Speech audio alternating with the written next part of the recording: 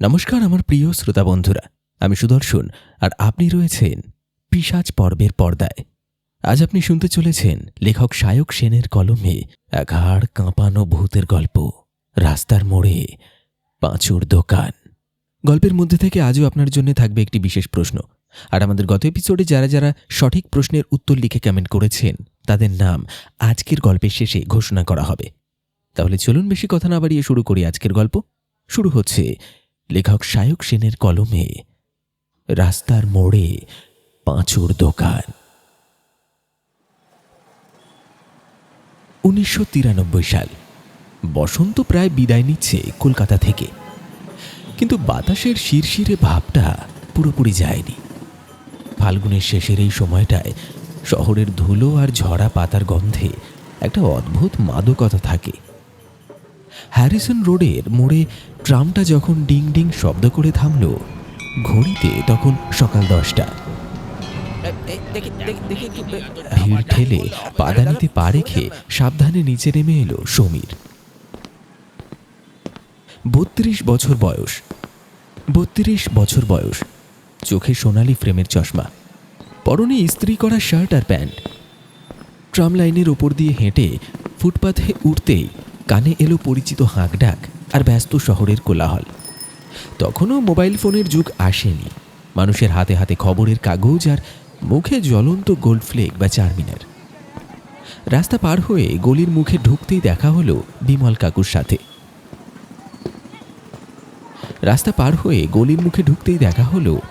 কাকুর সাথে। পাশের স্টেশনারি দোকানের মালিক তিনি। হাতে আনন্দবাজার পত্রিকাটা ভাঁজ করা। সমীরকে দেখেই চশমার ফাঁক দিয়ে তাকিয়ে একগাল হেসে বললেন, কি সমীর, আজ একটু দেরি হলো নাকি? যা দিনকাল পড়েছে, ট্রাম বাসের যা অবস্থা, দেখলে তো কাগজের হেডলাইন। ওই যে বোম্বের বিস্ফোরণের রেশ নাকি এখনো কাটছে না। আবার দেখো শেয়ার বাজারের যা হাল। সমীর মৃদু হেসে উত্তর দিল, আর বলবেন না কাকু, বাসে যা ভিড় তাই ট্রামেই এলাম। আর খবরের কথা তো বাদই দিন, ওসব ভাবলে আর ব্যবসা করতে হবে না। আপনার শরীরটা কেমন আজ? আর শরীর চলছে কোনো মতে। যাও বাবা, দোকান খোলো, লক্ষ্মী তোমার অপেক্ষায়। আমি চলি। বিমল কাকু দীর্ঘশ্বাস ফেলে নিজের দোকানের দিকে পা বাড়ালেন। সমীর গলির ভেতর দিয়ে কয়েক পা এগিয়ে তার পৈতৃক দোকান দৃষ্টি আই কেয়ার এর সামনে এসে দাঁড়ালো। শার্টের পকেট থেকে চাবি বের করে জং ধরা তালাটা খুলল। তারপর নিচু হয়ে দুহাতে জোর লাগিয়ে শাটারটা তুলল। ঝনঝন একটা যান্ত্রিক শব্দে গলির নিস্তব্ধতা ভেঙে গেল। এই শব্দটা গত 2 বছর ধরে তার জীবনের অবিচ্ছেদ্য অংশ। দোকানের ভেতরটা আজও সেই 90-এর দশকের আভিজাত্য ধরে রেখেছে। কাঁচের কাউন্টার, পেছনে সারি সারি চশমার ফ্রেম সাজানো, একপাশে চোখের পাওয়ার মাপার চার্ট, আর অন্য পাশে একটা বড় কাঠের টেবিল। বাতাসে আগরবাতির গন্ধ আর পুরনো কাঠের একটা সোঁদা ভাব। কাউন্টারের পেছনে বাবা, প্রয়াত সুশোভন মিত্রের একটা বড় বাঁধানো ছবি। 2 বছর আগে বাবা যখন হঠাৎ হৃদরোগে আক্রান্ত হয়ে চলে গেলেন, সমীরের কাঁধেই এসে পড়েছিল এই ব্যবসার ভার। অপটোমেট্রি নিয়ে পড়াশোনা থাকলেও বাবার মৃত্যুর পর দোকানটা তার কাছে শুধু ব্যবসা নয়, একটা আবেগের নাম। জুতো খুলে দোকানের ভেতর ঢুকে অভ্যাসবশত বাবার ছবির সামনে দাঁড়িয়ে ধূপকাঠি জ্বালালো সমীর। মনে মনে বলল, সব সামলে রেখো বাবা। তারপর ক্যাশবাক্সের উপর ছোট লক্ষ্মীর মূর্তিতে ধূপ বুলিয়ে দিনের শুরু করল সে।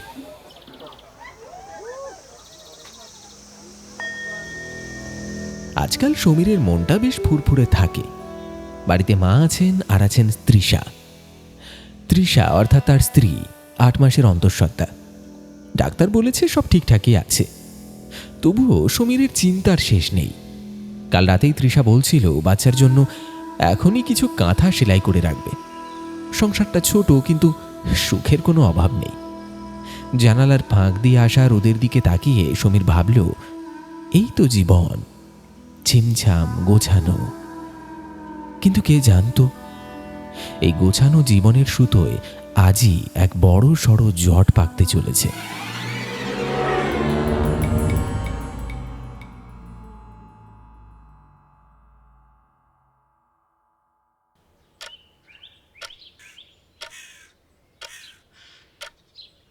ঘড়ির কাঁটা তখন দুপুর 2টোর ঘরে। গলিটা এখন নির্জন। দুপুরের ভাত ঘুমের আলসেমিতে দোকানপাট প্রায় ঝিমোচ্ছে। সমীর কাউন্টারে বসে লেন্সের একটা অর্ডার লিখছিল। ঠিক তখনই দোকানের দরজায় একটা ছায়া পড়ল। মুখ তুলে তাকাতেই সমীর দেখল দরজায় দাঁড়িয়ে আছেন এক বৃদ্ধ। জরাজীর্ণ চেহারা, পরনে ময়লা হয়ে যাওয়া ধুতি আর পাঞ্জাবি, মাথার চুল উস্কো খুস্কো, যেন বহুদিন তেলের বা চিরুনির স্পর্শ পায়নি। কিন্তু সবচেয়ে অদ্ভুত তার চোখ দুটো, কোটরাগত, ভয়ার্ত, যেন তিনি কোনো এক অদৃশ্য আততায়ীকে দেখে পালিয়ে বেড়াচ্ছেন। বৃদ্ধ ধীর পায়ে দোকানের ভেতরে ঢুকলেন। তার হাতে ধরা একটা শালপাতা মোড়ানো কিছু। সমীর সৌজন্যে হাসি হেসে বলল, আসুন দাদু, চশমা সারাবেন নাকি চোখ দেখাবেন? বৃদ্ধ কোনো উত্তর দিলেন না। কাঁপা কাঁপা হাতে শালপাতাটা খুললেন। ভেতর থেকে বেরিয়ে এলো একটা কালো ফ্রেমের চশমা। ফ্রেমটা বেশ পুরনো আমলের, গোল এবং ভারী। দেখলেই মনে হয় অন্তত 50 বছরের পুরনো। কাঁচের উপর পুরো ধুলোর আস্তরণ জমে আছে। বৃদ্ধ চশমাটা সশব্দে সমীরের কাঁচের কাউন্টারের উপর রাখলেন। তারপর ফিসফিস করলেন, কিন্তু দৃঢ় গলায় বললেন, তোমার নামই তো পাঁচু, মানে তোমার বাবার থেকেই এই জিনিসটা নিয়েছিলাম, কিন্তু এটা আমার আর লাগবে না। সমীর অবাক হয়ে চশমাটার দিকে তাকালো। তারপর বলল, হ্যাঁ মানে ওই আমার ডাক নাম পাঁচু আর কি, ভালো নাম সমীর। তা এটা লাগবে না মানে? আপনি কি এটা বিক্রি করতে চাইছেন? দেখুন, আমি তো পুরনো চশমা কিনি না, বা আমার বাবারও আগে পুরনো চশমা কেনার কারবার ছিল না। আর তাছাড়া এটার যা অবস্থা, এ তো কেউ নেবেও না। বৃদ্ধ টেবিলের ওপর 2 হাত রেখে ঝুঁকে এলেন। তার গলার স্বর এবার আরো গম্ভীর। বিক্রি করতে আসিনি খোকা, আমি এটা তোমার কাছে দিয়ে যেতে এসেছি। আমার সময় শেষ। ভেবেছিলাম সামলে রাখবো, কিন্তু এই ভার বড় ভারী, আমি আর বইতে পারছি না। সমীর বিরক্তি ও বিস্ময় মিশিয়ে বলল, ভারী মানে? দেখুন দাদু, আপনি ভুল জায়গায় এসেছেন। এটা কোনো অ্যান্টিক শপ নয়। আর তাছাড়াও কোনো অচেনা লোকের ব্যবহৃত চশমা আমি কেন দোকানে রাখবো? বাই দ্য ওয়ে, আপনি কি বিলটা এনেছেন সঙ্গে করে? আর নয়তো সব থেকে ভালো হয় আপনি এটা নিয়ে চলে যান। বৃদ্ধ যেন সমীরের কোনো কথাই শুনছেন না। তার দৃষ্টি তখনও সেই কালো চশমাটার ওপর আটকে। তিনি বিড় বিড় করে বললেন, নিয়ে যাও, না হলে ও আমাকে ছাড়বে না। তুমি ভালো মানুষ, তোমার দোকান পৈতৃক, এখানে এটা থাকলে হয়তো শান্ত থাকবে। কথাটা বলেই বৃদ্ধ হঠাৎ সোজা হয়ে দাঁড়ালেন। সমীরের চোখের দিকে তাকিয়ে অদ্ভুত এক গাম্ভীর্যের সাথে বললেন, এটা এটা তোমার কাছেই থাকলো, তবে একটা কথা মনে রেখো, খুব সাবধানে রাখবে, কখনো এটা চোখে পড়ো না। সমীর কিছু বলার আগেই বৃদ্ধ দ্রুত পায়ে দোকানের বাইরে পা বাড়ালেন। সমীর হতভম্ব হয়ে কয়েক সেকেন্ড বসে রইল। তারপর সম্বিত ফিরতেই চশমাটা হাতে না নিয়ে কাউন্টার ছেড়ে বেরিয়ে এলো। আরে ও দাদু, শুনছেন? আরে দাঁড়ান মশাই। সমীর দোকানের বাইরে এসে দেখল বৃদ্ধ তখন হন্তদন্ত হয়ে রাস্তা পার হচ্ছেন। তার হাঁটার মধ্যে একটা পাগলামি আছে, যেন কেউ তাকে তাড়া করছে। দাঁড়ান ও দাদু! সমীর চিৎকার করে ডাকল, কিন্তু বৃদ্ধ থামলেন না। তিনি কোনো ডানে বাঁয়ে না তাকিয়েই সোজা ব্যস্ত রাস্তার মাঝখানে নেমে পড়লেন। আর ঠিক সেই মুহূর্তেই উল্টো দিক থেকে একটা মিনি বাস প্রচণ্ড গতিতে ছুটে আসছিল। চালক হর্ন বাজালো, ব্রেক কষার আপ্রাণ চেষ্টা করল। চাকার কর্কশ ঘর্ষণের শব্দে দুপুরের অলস বাতাস কেঁপে উঠল। কিন্তু সব শেষ। একটা ভোঁতা আওয়াজ, তারপর সব নিস্তব্ধ।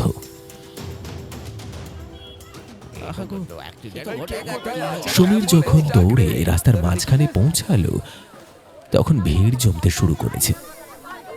বৃদ্ধের দেহটা রাস্তার একপাশে ছিটকে পড়েছে। মাথা থেকে রক্ত গড়িয়ে পিচ ঢালা কালো রাস্তা লাল করে দিচ্ছে। সমীর ভিড় ঠেলে সামনে গিয়ে দাঁড়ালো। বৃদ্ধের চোখ দুটো খোলা, স্থির হয়ে আকাশের দিকে তাকিয়ে আছে। সেই ভয়ার্ত দৃষ্টিটা এখন নিথর। সমীরের বুকের ভেতরটা ধক করে উঠল। মিনিট খানেক আগেই এই মানুষটা তার সাথে কথা বলছিল, আর এখন? ভিড়ের মধ্যে থেকে কেউ একজন বলে উঠল, আরে লোকটা তো আত্মহত্যাই করলো বলে মনে হচ্ছে, সোজা বাসের নিচে ঝাঁপ দিল। সমীরের কানে কথাগুলো ঢুকছিল না। তার মনে শুধু বৃদ্ধের শেষ কথাগুলো বাজছিল। সাবধানে রাখবে, কখনো চোখে পড়ো না।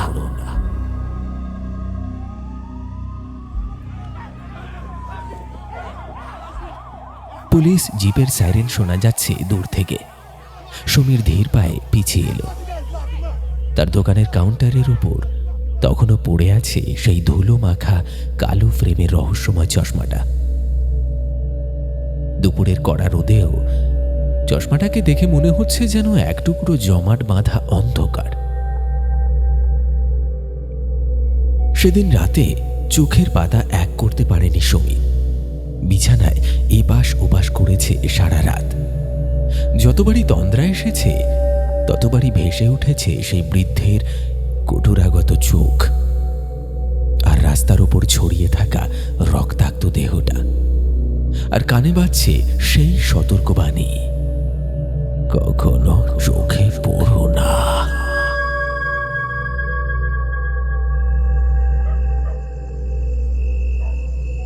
তৃষা কয়েকবার ঘুমের ঘোরে সমীরের গায়ে হাত রেখে জিজ্ঞেস করেছে, কি গো, শরীর খারাপ লাগছে? সমীর উত্তর দেয়নি, শুধু আলতো করে স্ত্রীর মাথায় হাত বুলিয়ে দিয়েছে। অন্তঃসত্ত্বা স্ত্রীকে নিজের এই অহেতুক আতঙ্কের অংশীদার করতে চায়নি সে।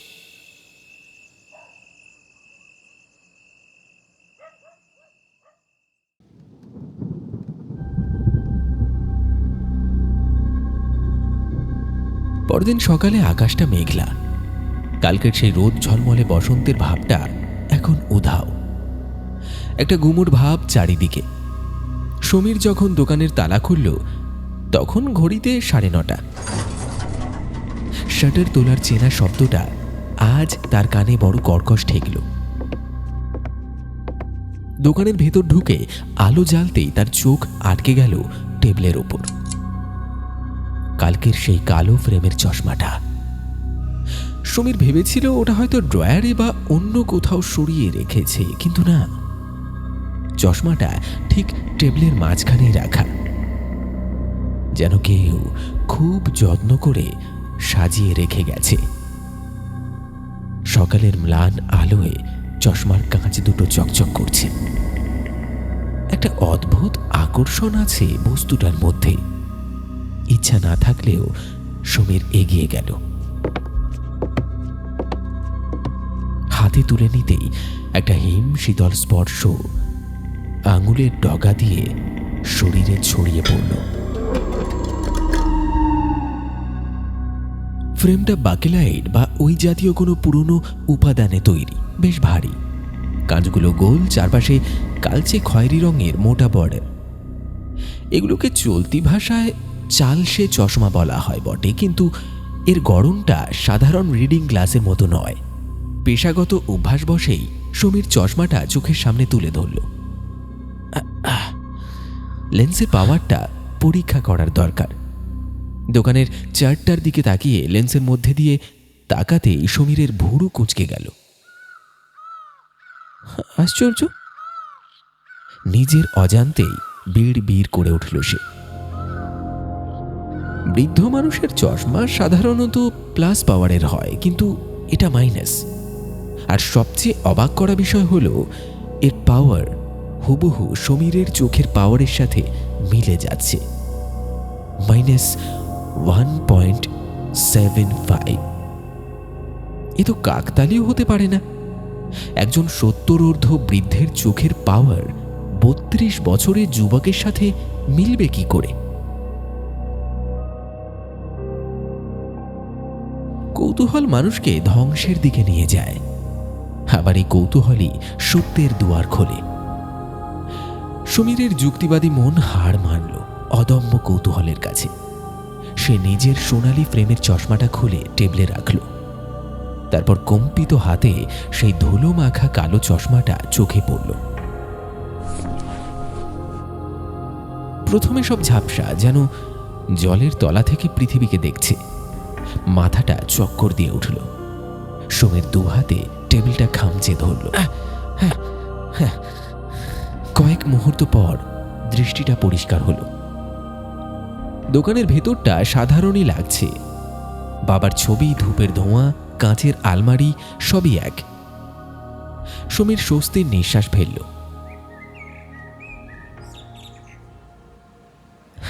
ধুর, যত সব মনের ভুল। সে চশমাটা পরেই দোকানের বাইরে এসে দাঁড়ালো। রাস্তায় তখন নিত্যদিনের ব্যস্ততা, রিকশার টুংটাং, অফিস যাত্রীদের ভিড়। সে স্বাভাবিকভাবেই রাস্তার এপার ওপার দেখছিল।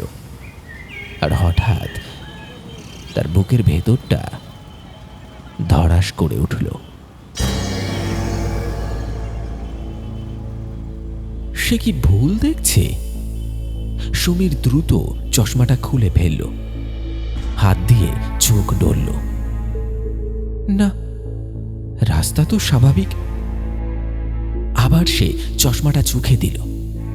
সঙ্গে সঙ্গে দৃশ্যপট বদলে গেল না, কিন্তু দৃশ্যের উপর একটা ভৌতিক প্রলেপ পড়ল।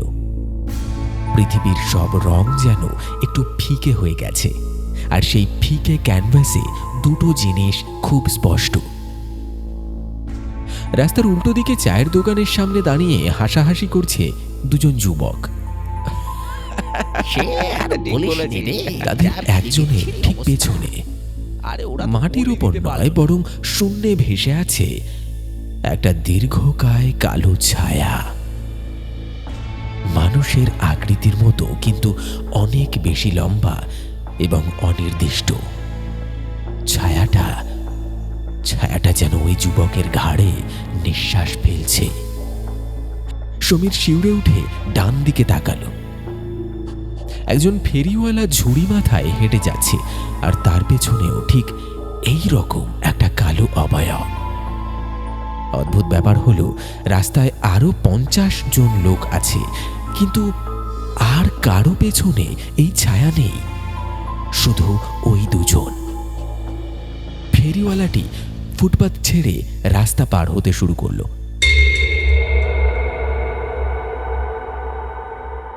তার পেছনের ছায়াটিও নিঃশব্দে তাকে অনুসরণ করল, যেন যমদূত তার শিকারের পিছু নিয়েছে। সমীরের মনে হলো তাকে কিছু একটা করতে হবে। একটা অমোঘ আকর্ষণে সে দোকান খোলা রেখেই ফেরিওয়ালার পিছু নিল। এই যে দাদা, দাঁড়ান। সমীর ভিড় ঠেলে এগোতে লাগলো। ফেরিওয়ালা তখন হ্যারিসন রোডের মাঝ বরাবর। ট্রাফিক সিগন্যাল সবুজ, গাড়িগুলো দাঁড়িয়ে আছে, কিন্তু ফেরিওয়ালা যেই মাত্র মাঝ রাস্তায় পৌঁছালো, সিগন্যাল বদলানোর আগেই একটা লরি যেন মাটি ফুঁড়ে বিশাল গতিতে এক পাশ থেকে ছুটে এলো। সমীর চিৎকার করতে চাইল, কিন্তু গলা দিয়ে স্বর ফুটল না। লরিটা কোনো ব্রেক কষল না। চোখের পলকে ফেরিওয়ালা আর তার ঝুড়ি লরির চাকার তলায় পিষে গেল। চারপাশ থেকে মানুষের আর্তনাদ আর চিৎকার। সমীর রাস্তার ধারে একটা ল্যাম্পপোস্ট ধরে দাঁড়িয়ে পড়ল। তার পা কাঁপছে। সে স্পষ্ট দেখল অ্যাক্সিডেন্টের ঠিক আগের মুহূর্তে ওই কালো ছায়াটা ফেরিওয়ালার দেহটাকে যেন আষ্টে পৃষ্ঠে জড়িয়ে ধরেছিল। আর মৃত্যুর পর ছায়াটা ধোঁয়ার মতো মিলিয়ে গেল বাতাসে। একটা বমি বমি ভাব আর আতঙ্ক নিয়ে সমীর উল্টো দিকে ছুটল তার দোকানের দিকে। দৌড়াতে দৌড়াতে তার মনে পড়ল চায়ের দোকানের সেই ছেলেটার কথা, যার পেছনে সেই আরেকটা ছায়া দেখেছিল। দোকানের সামনে আসতেই দেখল জটলা। বিমল কাকু ভিড়ের মাঝখানে দাঁড়িয়ে আছে, চোখে মুখে আতঙ্ক। সমীর হাঁপাতে হাঁপাতে জিজ্ঞেস করল, কি হয়েছে কাকু, কি হয়েছে? বিমল কাকু সমীরকে দেখে বললেন, সর্বনাশ রয়েছে রে পাঁচু। ননি, ওই যে আমাদের পাড়ার ননি চায়ের দোকানে দাঁড়িয়ে চা খাচ্ছিল, হঠাৎ নাকি বুকে হাত দিয়ে ধপ করে পড়ে গেল। ডাক্তার ডাকার সময়টুকুও দিল না, হার্ট অ্যাটাক হয়েছে। সমীরের মাথাটা ঘুরে গেল। ননি সেই ছেলেটা যার পেছনে সে দ্বিতীয় ছায়াটা দেখেছিল। সমীর টলতে টলতে নিজের দোকানের ভেতর ঢুকল। বাইরের কোলাহল এখন তার কানে অস্পষ্ট। দোকানের ভেতরের নিস্তব্ধতা এখন আর শান্তির নয়, বরং কবরের মতো ভারী। সে কাঁপতে কাঁপতে চোখের চশমাটা খুলে ফেলল। কালো ফ্রেমের ওই বস্তুটার দিকে তাকিয়ে মনে হলো ওটা কোনো জড় পদার্থ নয়, ওটা একটা জীবন্ত অভিশাপ। ওটা তাকে এমন এক জগতের দৃশ্য দেখাচ্ছে যা মানুষের দেখার কথা নয়। বৃদ্ধ ঠিকই বলেছিলেন, এই চশমা শুধু দৃষ্টি পরিষ্কার করে না, এই চশমার ভার বহন করা কঠিন। সমীর চেয়ারে ধপ করে বসে পড়ল। তার কপালে বিন্দু বিন্দু ঘাম। বাইরে দুপুরের রোদ চড়ছে, কিন্তু সমীরের মনে হচ্ছে সে এক হিম শীতল অন্ধকার সুড়ঙ্গের মধ্যে আটকা পড়ে গেছে, আর সেই সুড়ঙ্গের শেষ প্রান্তে অপেক্ষা করছে ওই ছায়া মূর্তিরা। এখন উপায়, এই চশমা সে ফেলতেও পারবে না। বৃদ্ধের সতর্কবাণী মনে আছে, নিয়ে যাও, না হলে ও আমাকে ছাড়বে না। তার মানে কি? সমীরের বুকের রক্ত হিম হয়ে গেল।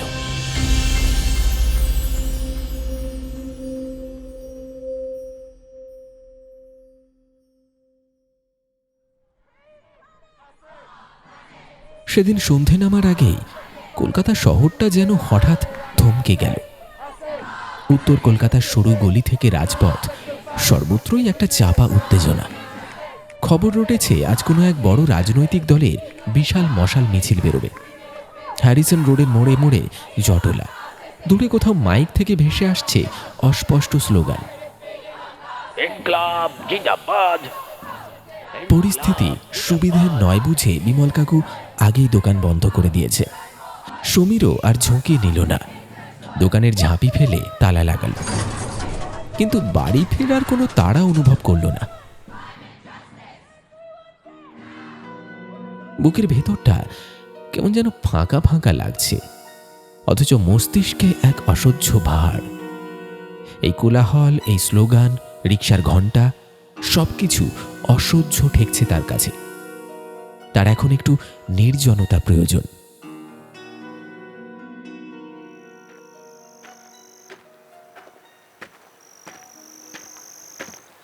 হাঁটতে হাঁটতে সমীর গঙ্গার ঘাটের কাছাকাছি একটা ফাঁকা মাঠের দিকে এগিয়ে চলল। জায়গাটা শহরের মূল রাস্তা থেকে একটু নিচে। এখানে শহরের ব্যস্ততা কিছুটা ম্লান। বিক্ষিপ্তভাবে দাঁড়িয়ে থাকা কয়েকটা সোডিয়াম ভ্যাপার ল্যাম্পের হলদেটে আলো মাঠের ঘাসের উপর জ্যামিতিক নকশা তৈরি করেছে। দূরে গঙ্গার কালো জল আর অস্পষ্ট জলোচ্ছ্বাসের শব্দ। সমীর মাঠের এক কোণে একটা সিমেন্টের বেঞ্চিতে গিয়ে বসল। অভ্যাস নেই, তবুও আসার পথে পানের দোকান থেকে এক প্যাকেট গোল্ড ফ্লেক আর দেশলাই কিনেছে। গত 24 ঘন্টায় তার স্নায়ুর উপর দিয়ে যা ঝড় বয়ে গেছে, তাতে একটু নিকোটিনের আশ্রয় না নিয়ে উপায় ছিল না। প্যাকেট ছিঁড়ে একটা সিগারেট ঠোঁটে গুজল সমীর। বুক পকেটে হাত দিল দেশলাইটা বের করার জন্য, কিন্তু আঙুলের ডগা স্পর্শ করল ঠান্ডা মসৃণ ভারী একটা বস্তু, সেই চশমাটা।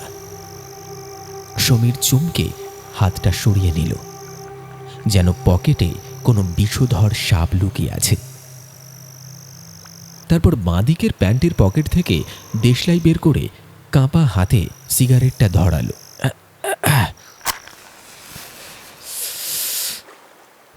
এক বুক ধোঁয়া ফুসফুসে টেনে নিয়ে ধীরে ধীরে ছাড়ল সে। ধোঁয়ার কুণ্ডলি পাকিয়ে হাওয়ায় মিলিয়ে যেতে লাগল। মাথাটা একটু হালকা লাগছে এবার। সমীর পকেট থেকে চশমাটা বের করে হাতে নিল। রাস্তার হলদে আলোয় ফ্রেমটা চকচক করছে। সে মনে মনে নিজেকে বোঝাতে চাইল, সবই কি মনের ভুল, কাকতালীয়। ওই বৃদ্ধ হয়তো সত্যি সত্যি আত্মহত্যা করতে চেয়েছিলেন। আর ননির হার্ট অ্যাটাক তো হতেই পারে। আজকাল কম বয়সেও তো মানুষের হার্ট অ্যাটাক হচ্ছে। আর ওই ফেরিওয়ালা হয়তো অসতর্কভাবে রাস্তা পার হতে গিয়ে দুর্ঘটনা হয়েছে, এটাই তো স্বাভাবিক। আমি কি পাগল হয়ে যাচ্ছি? সমীর বিড় করে নিজেকেই প্রশ্ন করল। একটা সামান্য কাঁচের টুকরো কি কখনো ভবিষ্যৎ দেখাতে পারে? না না, এ হতে পারে না। এসব কুসংস্কারে বিশ্বাস করা আমার সাজে না। সিগারেটের শেষ অংশটা মাটিতে ফেলে জুতো দিয়ে পিষে নিভিয়ে দিল সমীর। সিদ্ধান্ত চূড়ান্ত, এই অলক্ষণে বস্তুটাকে আর সে কাছে রাখবে না। সামনেই গঙ্গা, মা গঙ্গার জলেই বিসর্জন দেবে এই অভিশপ্ত চশমা। সমীর উঠে দাঁড়ালো, আর ঠিক সেই মুহূর্তেই ঝোপের আড়াল থেকে একটা খসখস শব্দ হলো। সমীরের হাতটা মাঝপথে থেমে গেল। মাঠের একদিকে ঝোপ থেকে নিঃশব্দে লাফ দিয়ে বেরিয়ে এলো একটা কালো বিড়াল। কুচকুচে কালো, অন্ধকারে প্রায় মিশে যাওয়া শরীর, শুধু জলজল করছে দুটো হলুদ চোখ। বিড়ালটা সমীরের থেকে হাত 10 দূরে এসে থমকে দাঁড়ালো, লেজটা স্থির, দৃষ্টি সরাসরি সমীরের চোখে। সমীর নড়তে চাইল, কিন্তু পারল না। বিড়ালটার ওই হলুদ চোখের দিকে তাকিয়ে তার মনে হলো কোনো এক অদৃশ্য শক্তি তাকে সম্মোহিত করে ফেলেছে। চারপাশে স্লোগানের শব্দ, গঙ্গার হাওয়া, সব যেন নিস্তব্ধ হয়ে গেল। শুধু ওই দুটি চোখের প্রখর দৃষ্টি। হঠাৎ বিড়ালটার শরীরটা দুলে উঠল। মনে হলো যেন তার ভীষণ ঝিমুনি এসেছে। টান টান দাঁড়িয়ে থাকা প্রাণীটা আচমকা টলতে শুরু করলো। কয়েক সেকেন্ডের মধ্যেই 4 হাত পা ছড়িয়ে ধপাস করে ঘাসের ওপর উল্টে পড়ে গেল বিড়ালটা। মুখ দিয়ে সামান্য ফেনা গড়িয়ে এলো। সমীরের বুকের ভেতরটা মোচড় দিয়ে উঠল। কি হলো বিড়ালটার? বিষক্রিয়া নাকি অসুখ? একটা অদ্ভুত সন্দেহে সমীরের হাতটা কেঁপে উঠল। হাতের মুঠোয় ধরা সেই চশমা। কোনো এক অদম্য কৌতূহল তাকে বাধ্য করল চশমাটা চোখে পড়তে। সে দ্রুত হাতে চশমাটা চোখে চড়ালো। সঙ্গে সঙ্গেই সমীরের দম বন্ধ হয়ে আসার উপক্রম হলো। তার চোখ যা দেখল তা কোনো সুস্থ মানুষের মস্তিষ্কে কল্পনাতেও আনা সম্ভব নয়। রাস্তার সোডিয়াম ল্যাম্পের ম্লান আলো এখন এক নারকীয় আভা ধারণ করেছে।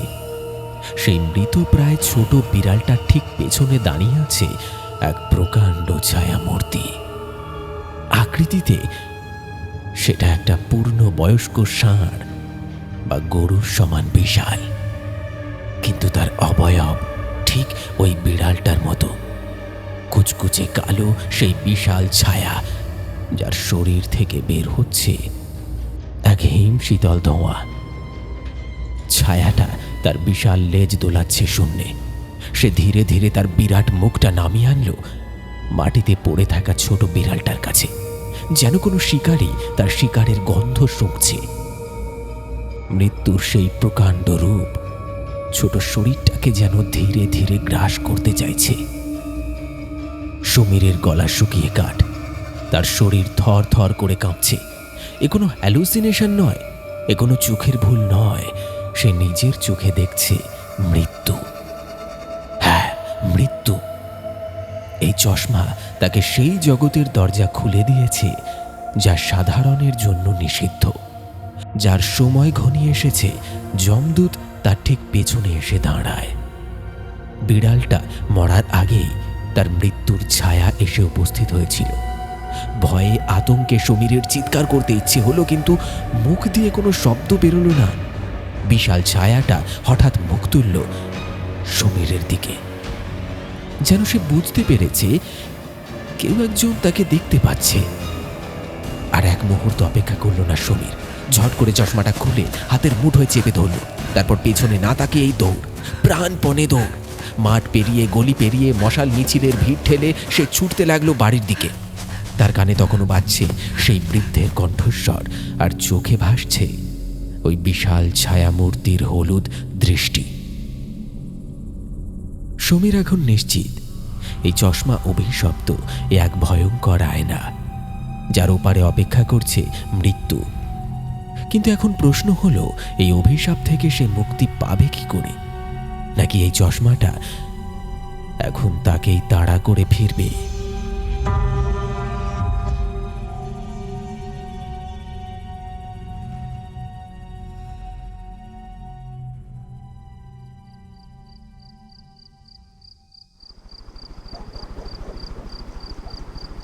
রাত তখন 10টা। কলকাতার রাস্তায় ট্রাফিক কমে এলেও দূরের বড় রাস্তা থেকে লরি যাওয়ার গোঙানি ভেসে আসছে মাঝে মাঝে। বাড়ির ভেতরে এক অদ্ভুত নিস্তব্ধতা। ডাইনিং টেবিলের ওপর ফ্যানটা বন বন করে ঘুরছে। তার একটানা শব্দ যেন এই নিস্তব্ধতাকে আরো প্রকট করে তুলেছে। সমীর আর তৃষা মুখোমুখি বসে আছে, পাতে রুটি আর আলুর দম। কিন্তু সমীরের গলা দিয়ে খাবার নামছে না, কিন্তু তার মন পড়ে আছে শোবার ঘরের ড্রয়ারে, যেখানে ওই অভিশপ্ত কালো চশমাটা লুকিয়ে রেখেছে।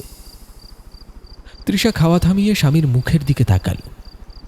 সমীরের মুখটা কেমন যেন ফ্যাকাশে, চোখের নিচে কালি। সে আলতো করে জিজ্ঞেস করল, কি গো, তোমার কি শরীর খারাপ লাগছে নাকি গো? মুখটা এমন শুকনো কেন? দোকানে কিছু হয়েছে? সমীর চমকে উঠল। জোর করে ঠোঁটের কোণে একটা মেকি হাসি ফুটিয়ে বলল, না না, তেমন কিছু না। আসলে সারাটা দিন যা দৌড়ঝাঁপ গেল, তার উপর ব্যবসার বাজারটা একটু মন্দা যাচ্ছে। আর সামনেই তো নতুন অতিথি আসছে, সব মিলিয়ে একটু টেনশনে আছি আর কি। তৃষা স্বস্তির নিঃশ্বাস ফেলে হাসল, তার গলার স্বরে মাতৃত্বের স্নিগ্ধতা। ওমা, এই নিয়ে এত ভাবছো? সব ঠিক হয়ে যাবে, দেখবে। আমাদের সন্তান আসার পর তোমার কপাল খুলে যাবে। এখন চুপচাপ খেয়ে নাও তো। সমীর মাথা নাড়ল, কিন্তু মনের ভেতরে ঝড়টা থামল না। সে ভাবল, সত্যি কি সব ঠিক হবে, নাকি সে নিজের হাতে সর্বনাশ ডেকে এনেছে? খাওয়া শেষ করে তৃষা যখন হাত ধুতে গেল, হঠাৎই একটা আওয়াজ। ঠং করে জলের গ্লাসটা বেসিনে পড়ে গেল। মাগো! তৃষার অস্ফুট আর্তনাদ ভেসে এল। সমীর এক লাফে চেয়ার ছেড়ে উঠে দৌড়ে গেল। দেখল তৃষা বেসিনটা দু হাতে খামচে ধরে দাঁড়িয়ে আছে। তার শরীরটা টলছে, মুখটা কাগজের মতো সাদা, কপালে বিন্দু বিন্দু ঘাম। কি হলো? কি হলো তৃষা? হ্যাঁ, সমীর তাকে জড়িয়ে ধরল। তৃষা অস্পষ্ট স্বরে বলল, জানি না গো, হঠাৎ মাথাটা কেমন ঘুরে উঠল, চোখেও সব অন্ধকার দেখছি, গাটা কেমন বমি বমি করছে।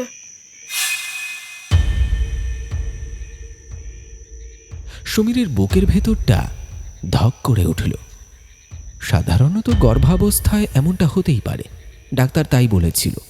কিন্তু আজকের দিনের ঘটনাগুলোর পর সমীরের কাছে কিছুই আর সাধারণ মনে হচ্ছে না।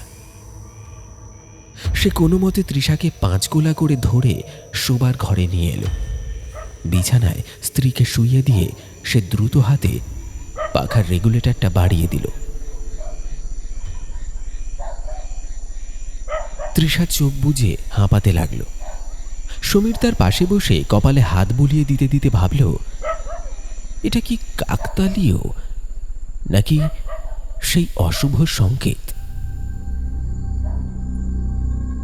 সমীরের দৃষ্টি বারবার চলে যাচ্ছে বেড সাইড টেবিলের ড্রয়ারের দিকে। ওখানেই আছে ওটা। মনের কোণে একটা ভয়ঙ্কর খচখচানি। সে কি একবার দেখবে নাকি নাকি দেখবে না? যদি চশমাটা না আনতো তাহলে হয়তো তৃষা সুস্থ থাকতো। আবার পর মুহূর্তেই মনে হলো চশমা তো শুধু মাধ্যম, যা ঘটার তা তো ঘটবেই। চশমা না থাকলেও বিপদ আসতো, কিন্তু চশমা থাকলে হয়তো সে জানতে পারবে বিপদ কতটা কাছে। তৃষা একটু শান্ত হয়েছে মনে হলো। সমীরের ভেতরের কৌতূহল আর ভয় তখন তাকে পাগল করে দিচ্ছে। সে আর নিজেকে সংবরণ করতে পারল না। কম্পিত হাতে ড্রয়ারটা খুলল। কালো ফ্রেমের সেই ভারী চশমাটা বের করে আনল। তৃষা চোখ বন্ধ করে শুয়ে আছে। ঘরের আলোটা ডিম করা। সমীর চশমাটা চোখে পড়ল, আর পর মুহূর্তেই সমীরের শিরদাঁড়া বেয়ে একটা হিমশীতল স্রোত নেমে গেল। তার গলার কাছে দলা পাকিয়ে উঠল এক অব্যক্ত চিৎকার। সে দেখল বিছানার ঠিক শিয়রে তৃষার মাথার কাছে দাঁড়িয়ে আছে সেই বিশাল কালো ছায়া মূর্তি। ঘরের ছাদ প্রায় ছুঁয়ে ফেলা সেই অবয়ব। আজকের দেখা সেই বিড়াল বা পথচারীর ছায়ার চেয়েও এটি অনেক বেশি ঘন, অনেক বেশি ভয়ঙ্কর। ছায়াটা তার দীর্ঘ অস্পষ্ট কালো হাত বাড়িয়ে তৃষার খোলা চুলে বিলি কেটে দিচ্ছে, যেন আদর করছে। কিন্তু সমীর জানে এ আদর নয়, এ অধিকার। মৃত্যু তার স্ত্রীকে স্পর্শ করেছে। আজ রাতেই সব শেষ হয়ে যাবে। ওই ছায়া তৃষাকে সঙ্গে করে নিতে এসেছে, আর সাথে করে নিয়ে যাবে তাদের অনাগত সন্তানকে। সমীরের মস্তিষ্ক কাজ করা বন্ধ করে দিল। যুক্তি, বুদ্ধি, বিজ্ঞান সব উধাও। পড়ে রইল শুধু এক আদিম ভয় আর প্রিয়জনকে বাঁচানোর মরিয়া চেষ্টা। সে এক ঝটকায় চশমাটা খুলে ছুঁড়ে ফেলল বিছানার এক পাশে। না না, আমি হতে দেব না, দেব না! সমীর চিৎকার করে উঠল। তৃষা চমকে চোখ মেলল। কি হলো সমীর, তুমি অমন করছো কেন? সমীর কোনো উত্তর দিল না। সে উন্মাদের মতো ছুটে গেল জানলার কাছে। ছিটকিনি লাগানো ছিল, তবুও সে চেক করল। জানলার পর্দাগুলো টেনে দিল যাতে বাইরের এক ফোঁটা অন্ধকারও ভেতরে ঢুকতে না পারে। তারপর ছুটে গেল দরজায়, খিলটা শক্ত করে আটকে দিল। কিছু হতে দেব না।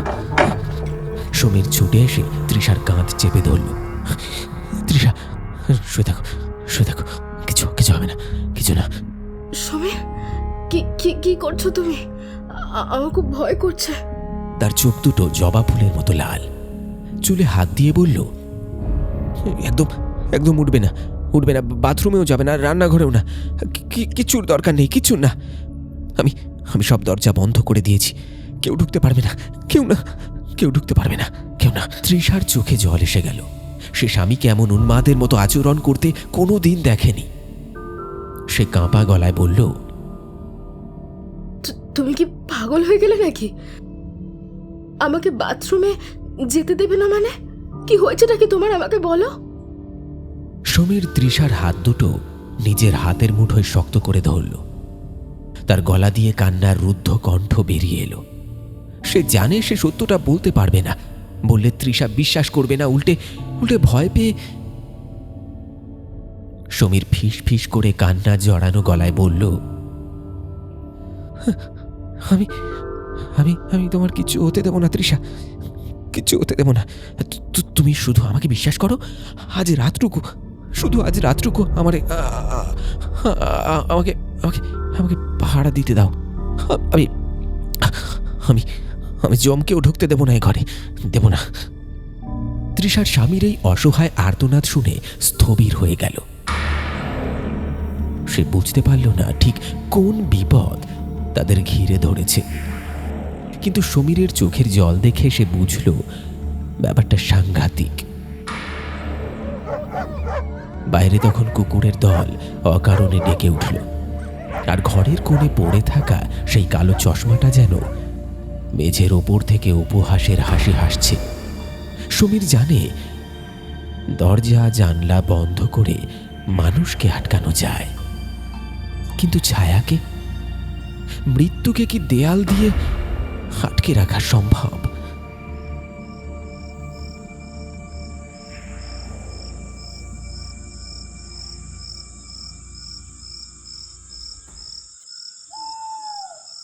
দেওয়াল ঘড়িতে ঢং ঢং করে রাত 2টো বাজার শব্দ হলো।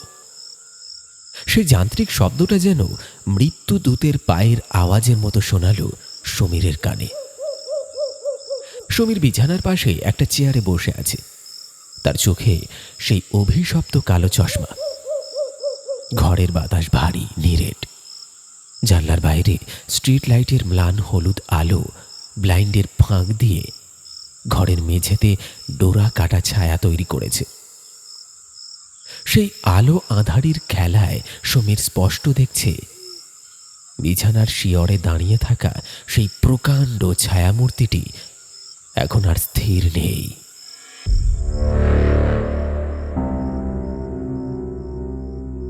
ওটা নড়ছে।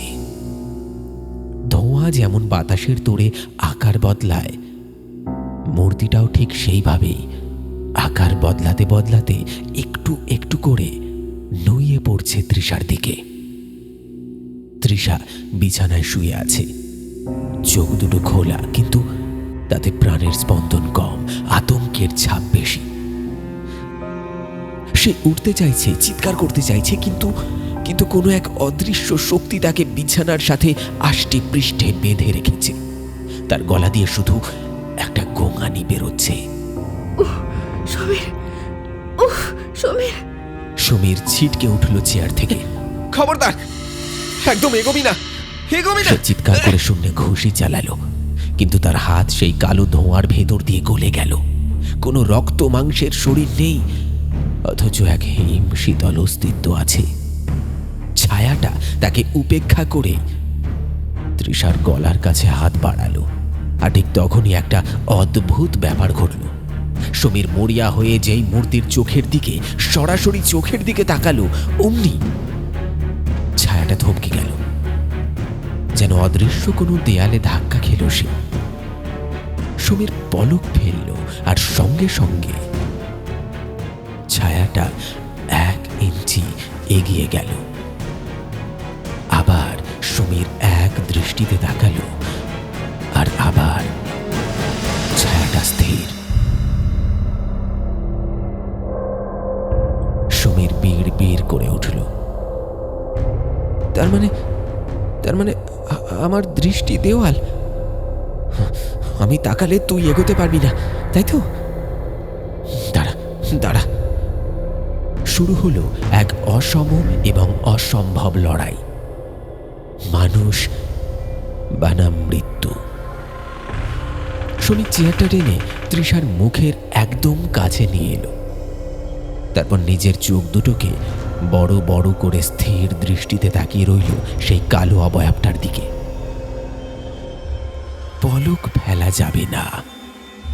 এক মুহূর্তের অসতর্কতা মানেই তৃষার মৃত্যু, তাদের অনাগত সন্তানের বিনাশ।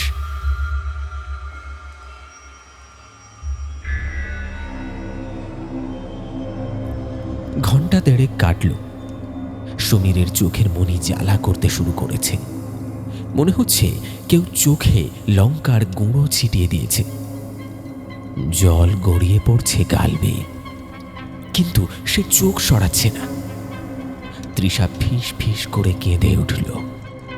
সমীর, তুমি ভাবে কি দেখছো? আমার খুব ভয় করছে, আমাকে ধরো না সমীর। সমীর উত্তর দিতে পারল না। কথা বলতে গেলেই মনোযোগ নষ্ট হবে। সে পাথরের মূর্তির মতো বসে রইল। তার চোখের সামনে ভেসে থাকা ছায়াটা যেন অধৈর্য হয়ে উঠছে। তার আকার বাড়ছে, কমছে। মনে হচ্ছে সে সমীরের এই স্পর্ধা দেখে নিঃশব্দে হাসছে। সে জানে মানুষ নশ্বর, তার চোখের পলক পড়বে, আর সেই এক নিমেষের সুযোগেই সে ছিনিয়ে নেবে প্রাণ। এমন সময় হঠাৎ ঠাস করে একটা শব্দ হলো। ঘরের টিউবলাইটটা দপ করে নিভে গেল। না, লোডশেডিং নয়, সম্ভবত ফিউজ উড়ে গেছে বা বাল্ব কেটে গেছে। ঘরটা ডুবে গেল এক অদ্ভুত অন্ধকারে। শুধু জানলার বাইরের সেই সোডিয়াম ভ্যাপার ল্যাম্পের ভৌতিক হলুদ আলো এসে পড়ল ছায়াটার উপর।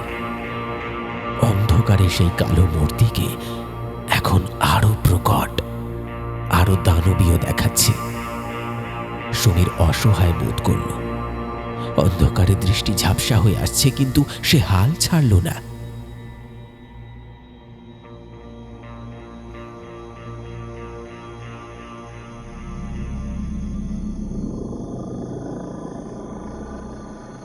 রাত ৩টে।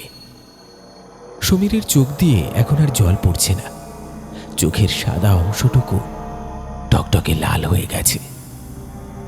স্নায়ুগুলো ছিঁড়ে যাওয়ার উপক্রম। চোখের পাতাগুলো যেন মনের ভারে নিচে নেমে আসতে চাইছে। শরীর চাইছে ঘুম, কিন্তু মন চাইছে যুদ্ধ। আমি হারবো না, হারবো না। সমীর মনে মনে জপ করে চলেছে। হারবো না, কিছুতেই হারবো না আমি, হারবো না আমি।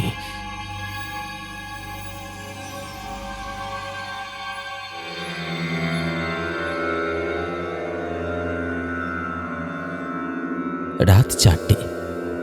ভোরের আলো ফুটতে এখনো দেরি। সমীরের সহ্য শক্তি সীমানা ছাড়িয়ে গেছে। তার চোখের কোণ দিয়ে এখন জলের বদলে রক্ত গড়িয়ে পড়ছে। দৃষ্টি ঝাপসা। সে বুঝতে পারছে আর কয়েক সেকেন্ড। তার শরীর বিদ্রোহ করছে, চোখের পাতা আর খোলা রাখা সম্ভব নয়। ১ সেকেন্ডের জন্য হলেও চোখ বন্ধ করতেই হবে। ছায়ামূর্তিটা এখন তৃষার একদম ঘাড়ের কাছে। তার কালো দীর্ঘ আঙুলগুলো তৃষার গলার নলি স্পর্শ করতে উদ্যত। তৃষা এখন আর কাঁপছে না। সে ভয়ে জ্ঞান হারিয়েছে কিনা বোঝা যাচ্ছে না। সমীরের বুকের ভেতরটা হাহাকার করে উঠল। সে হেরে যাচ্ছে। মৃত্যু কি তবে জিতে যাবে? না। সমীরের চোখ হঠাৎ চলে গেল বিছানার পাশের ছোট টেবিলটার ওপর। সেখানে ফুলের ঝুড়িতে আপেল কাটার জন্য একটা ছোট কিন্তু ধারালো স্টিলের ছুরি রাখা আছে। এক মুহূর্ত সিদ্ধান্ত নিতে ওই এক মুহূর্তই যথেষ্ট। সমীর চোখের পলক ফেলার ঠিক আগের মুহূর্তে ঝট করে ছুরিটা তুলে নিল। তৃষা আধো চেতনায় স্বামীর হাতে ছুরি দেখে চিৎকার করে উঠতে চাইল। ভাবল উন্মাদ স্বামী হয়তো তাকেই আঘাত করবে, কিন্তু না। সমীর ছুরিটা নিজের দিকে ঘোরালো এবং বুনো হিংস্র হাসি ফুটে উঠল তার মুখে। সে চিৎকার করে বলল, তুই পলক ফেলার অপেক্ষা করছিস তো? দাঁড়া, আমি সেই রাস্তাই বন্ধ করে দিচ্ছি। বিদ্যুৎ গতিতে সমীর ছুরি চালালো, প্রথমে ডান চোখে, তারপর বাম চোখে। না, সে চোখ নষ্ট করল না, সে নিজের চোখের উপরের পাতা দুটো কেটে ফেলার জন্য পোঁচ দিল। একটা ভয়ানক আর্তনাদ করে উঠল সমীর। রক্তে ভেসে গেল তার মুখ, চশমার কাঁচ। কিন্তু সে থামল না।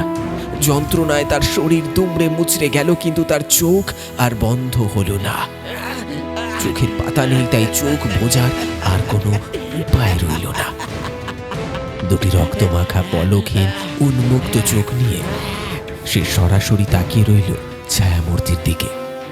এক পিশাচের মতো হাসতে হাসতে সে বলল, আমি আমি আর চোখ বন্ধ করব না, কোনোদিন না। আয় আয়, এবার নিয়ে যা ওকে। দেখি দেখি তোর কত ক্ষমতা, দেখি, আয় নিয়ে যা। সেই ভয়াবহ দৃশ্য দেখে স্বয়ং মৃত্যুও যেন থমকে গেল। ওই রক্তমাখা মুখের দিকে তাকিয়ে মানুষের এই চূড়ান্ত আত্মত্যাগের সামনে দাঁড়িয়ে সেই কালো ছায়া আর এগোতে পারল না। সমীরের দৃষ্টি এখন অনন্ত, অবিচল। ধীরে ধীরে, খুব ধীরে ছায়াটা পিছিয়ে যেতে শুরু করল। যেন পরাজিত সৈনিকের মতো সে মিলিয়ে যেতে লাগলো ভোরের আবছা আলোয়। ঘরের বাতাসের ভার কমতে শুরু করল।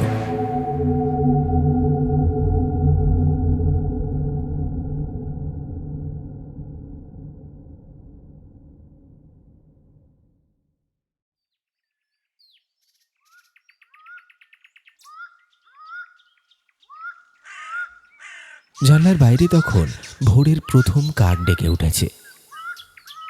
ছায়াটা সম্পূর্ণ মিলিয়ে যাওয়ার পর সমীরের শরীরটা আর ভার রাখতে পারল না। হাতের ছুরিটা মেঝেতে পড়ে ঝনঝন করে উঠল। সে ঢলে পড়ল বিছানার উপর, তৃষার পায়ের কাছে।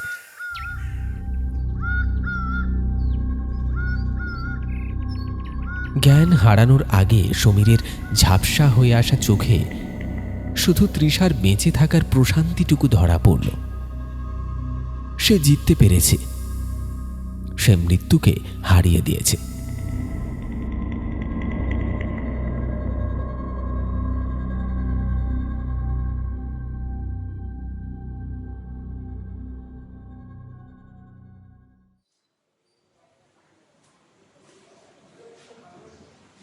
কলকাতা মেডিকেল কলেজ হাসপাতালের কেবিন নম্বর 304। বাতাসে ফিনাইল আর স্পিরিটের কড়া গন্ধ। জানলার বাইরের আকাশটা আজ মেঘলা, যেন প্রকৃতিরও মন খারাপ। কেবিনের সাদা বিছানায় শুয়ে আছে সমীর। তার চোখ দুটো মোটা সাদা ব্যান্ডেজে ঢাকা। গত 1 সপ্তাহ ধরে এই অন্ধকারই তার একমাত্র সঙ্গী। যে দৃষ্টি দিয়ে সে মৃত্যুকে দেখেছিল, সেই দৃষ্টি এখন অন্ধকারে ঢাকা, শুধুমাত্র জীবনের বিনিময়। ডক্টর সেনগুপ্ত স্টেথোস্কোপটা পকেটে ঢোকাতে ঢোকাতে দীর্ঘশ্বাস ফেললেন। তৃষার দিকে তাকিয়ে নিচু স্বরে বললেন, মিসেস মিত্র, প্রাণে বেঁচে গেছেন উনি, এটাই মিরাকেল। চোখের পাতার ওই ক্ষত শুকিয়ে যাবে, তবে আমার যেটা বেশি চিন্তার বিষয় সেটা হলো ওনার মানসিক অবস্থা। উনি সমানে বিড়বিড় করছে, ছায়া, মৃত্যু, চশমা, এসব কী সব বলে যাচ্ছেন। ওনার একজন ভালো সাইকিয়াট্রিস্ট বা মনোরোগ বিশেষজ্ঞের পরামর্শ নেওয়া ভীষণ জরুরি। সম্ভবত পোস্ট ট্রমাটিক স্ট্রেস ডিসঅর্ডার। আমি চলি। তৃষা কোনো কথা বলল না, শুধু আঁচল দিয়ে চোখ মুছল। তার কোলে একটা তোয়ালেতে মোড়ানো সদ্যজাত শিশু, তাদের পুত্র সন্তান। ফুটফুটে বাচ্চাটা এখন গভীর ঘুমে। ডাক্তারবাবু বেরিয়ে যাওয়ার পর কেবিনে নেমে এলো পিন পতন নিস্তব্ধতা। তৃষা ধীর পায়ে বিছানার কাছে এগিয়ে গেল।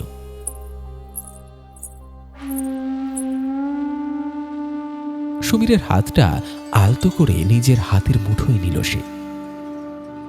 স্পর্শ পেতেই সমীর নড়ে উঠল। ব্যান্ডেজ করা চোখের আড়ালে তার মুখের পেশিগুলো কেঁপে উঠল।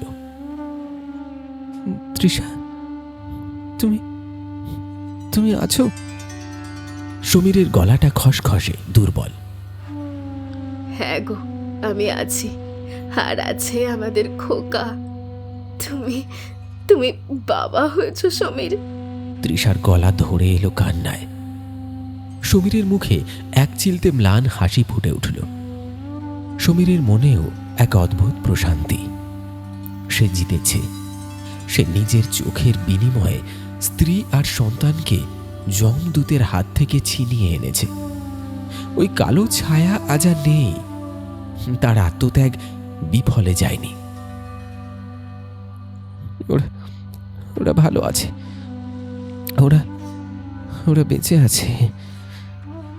সমীর মনে মনে বলল।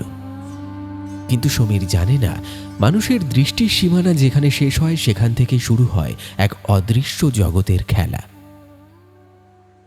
বিছানার পাশে ছোট স্টিলের বেডসাইড টেবিল। সেখানে ওষুধের শিশি, ফলের রস, আর একপাশে পড়ে আছে সেই অভিশপ্ত কালো ফ্রেমের চশমাটা।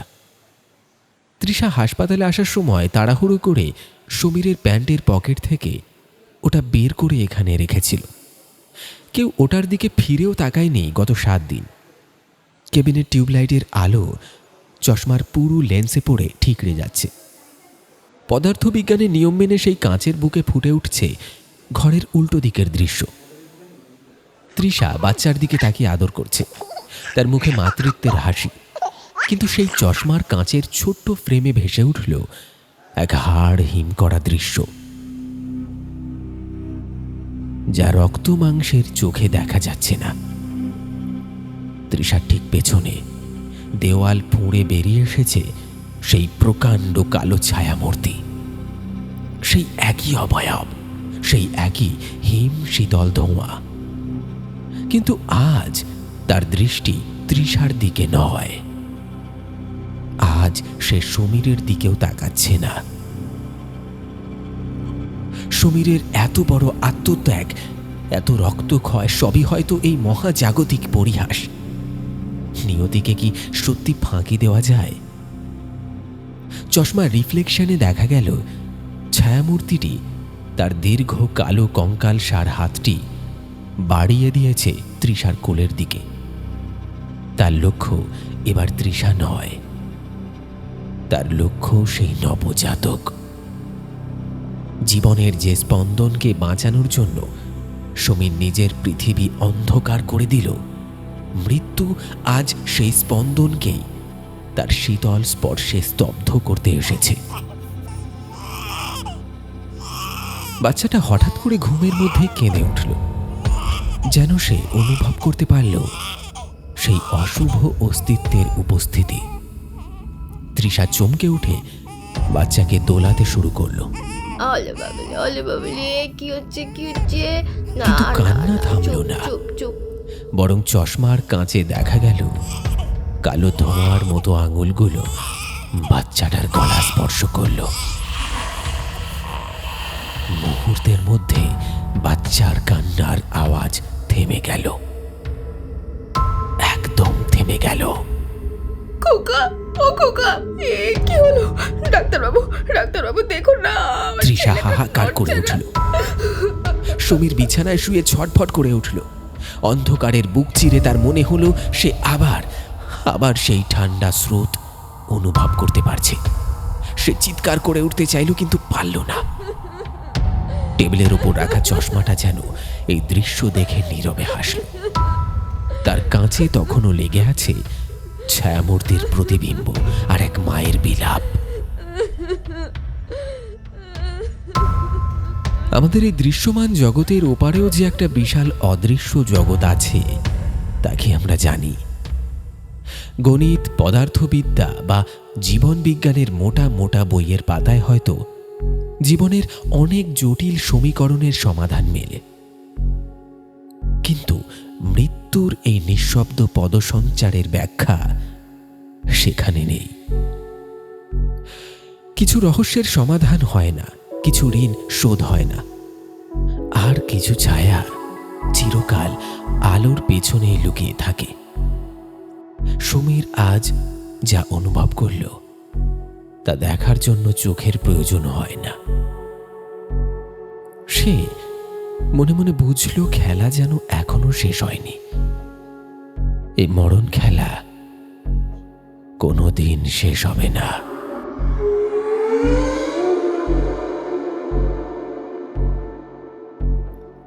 শুনলেন রাস্তার মোড়ে পাঁচুর দোকান। আমাদের আজকের এই নিবেদন আপনার কেমন লাগলো অবশ্যই কমেন্টে লিখে জানাতে ভুলবেন না। আজ যদি আপনি সম্পূর্ণ গল্পটি মনোযোগ সহকারে শুনে থাকেন তাহলে আপনার জন্য রইল একটি প্রশ্ন। আচ্ছা বলুন তো, আমাদের আজকের গল্পে পাঁচু অর্থাৎ সমীরের যে চশমার দোকানটি ছিল সেই দোকানটির নাম কি ছিল? প্রশ্নের সঠিক উত্তর আপনার সম্পূর্ণ নামের সঙ্গে কমেন্ট বক্সে লিখে জানান। আমাদের গত এপিসোডে যারা যারা প্রশ্নের সঠিক উত্তর লিখে কমেন্ট করেছিলেন তাদের নাম ঘোষণা করা হচ্ছে। আমাদের গত এপিসোডের প্রশ্নের সঠিক উত্তর লিখে কমেন্ট করেছিলেন অতনু দাস, রত্না সরকার, বাবু, স্বপ্না পাত্র, বিকাশ মণ্ডল, মমতা গোস্বামী, দীপক, মৌসুমী মান্না, অনিক মান্না, কাজল দাস, মোহাম্মদ মসিদুর রহমান, শঙ্কর মণ্ডল, পূজা মণ্ডল, টুম্পা মণ্ডল, মনীষা হালদার, রূপা মণ্ডল, সোমনাথ মণ্ডল, বাপন দাস, অভিনব মাইতি, প্রদীপ মণ্ডল, বনশ্রী মুখার্জি, রাখি বিশ্বাস, সদানন্দ বেরা, শুভঙ্কর দাস, গণেশ দাস, মিঠু দাস, রিয়া দাস, বর্ষা, চঞ্চল ঘোষ, কৃষ্ণা বিশ্বাস, রাজদীপ রয়, সৌমেন দে, সুমন কর্মকার এবং কৃষ্ণ। আপনাদের সকলকে অনেক অনেক ধন্যবাদ জানাই আমাদের গল্পগুলি মনোযোগ সহকারে শোনার জন্য। আশা করছি আমাদের আজকের গল্পের যে প্রশ্নটি ছিল তার সঠিক উত্তর আপনার সম্পূর্ণ নামের সঙ্গে কমেন্ট বক্সে পাবো। এভাবেই সঙ্গে থাকুন এবং যারা নিয়মিত আমাদের গল্পগুলি শুনছেন কিন্তু এখনও পর্যন্ত চ্যানেলটি সাবস্ক্রাইব করেননি তাদের কাছে অনুরোধ, পিশাচ পর্বের পাশাপাশি আপনারা যারা গল্প শুনতে ভালোবাসেন আমাদের আরও দুটি চ্যানেল গপ্পখোর এবং অল ডে সাসপেন্স সাবস্ক্রাইব করতে ভুলবেন না। দেখা হচ্ছে খুব তাড়াতাড়ি আরেকটি ভয়ের গল্পের সাথে আগামী এপিসোডে। ধন্যবাদ।